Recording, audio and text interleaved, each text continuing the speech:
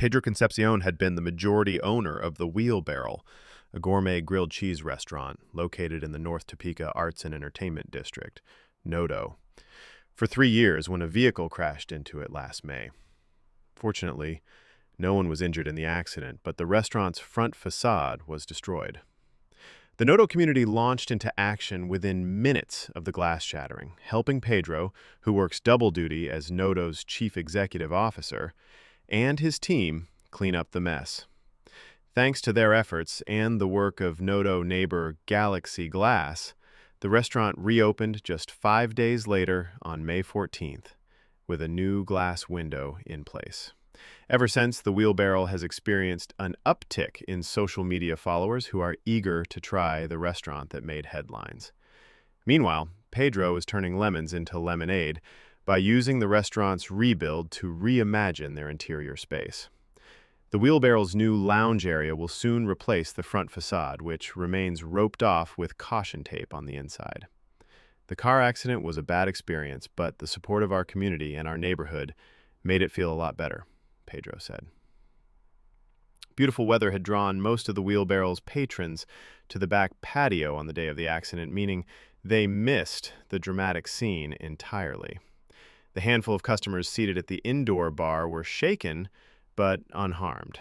After the driver was taken to the hospital, Pedro surveyed the damage while fellow NOTO business owners arrived with gloves and shovels to help clean up the glass.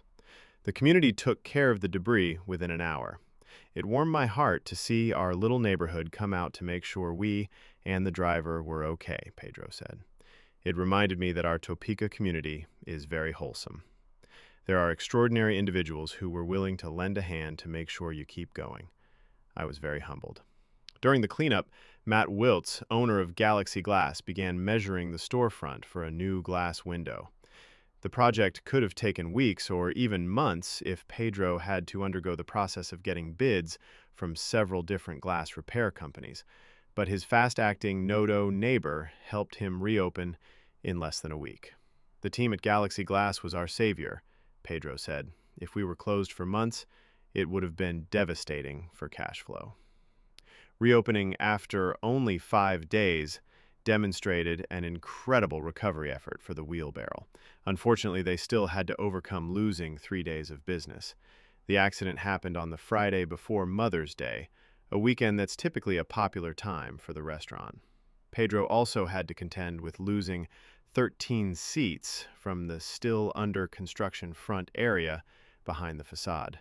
He and his team decided they'd need to cook up a strategy to ensure the community knew they were open for business again.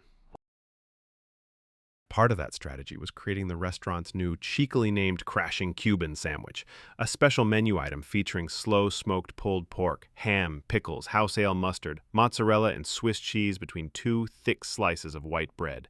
The dish riffs on the Wheelbarrel's Kickin' Cuban sandwich and follows the restaurant's tradition of giving tongue-in-cheek names to their menu items, which range from How Now Blue Cow to Not Yo Mama's BLT.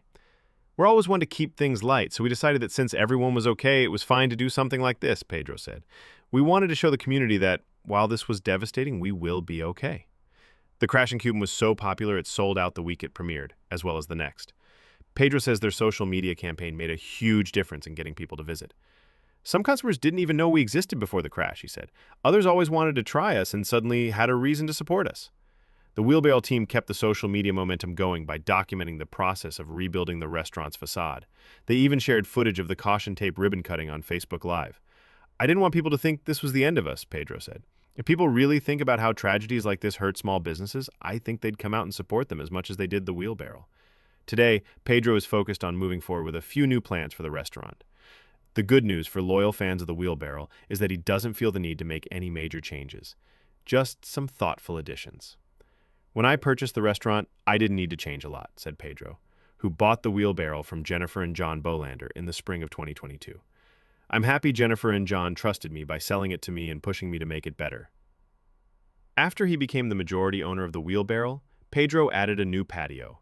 The updated outdoor space features a steel structure with lights and heaters to make patrons feel more at ease while enjoying the restaurant's signature comfort food. Pedro also dialed up their focus on the Topeka art scene, rotating the restaurant's display of artwork from approximately 500 local art students every season. Considering we're in the NOTO district, we feel like we should try and do as much as possible for the arts, Pedro said.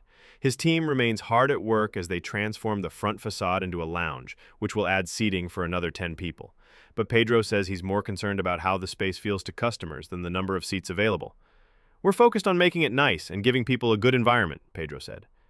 In the aftermath of the accident, Pedro says he feels a deeper connection to his fellow NOTO business owners and tries to offer Matt a beer whenever he sees him.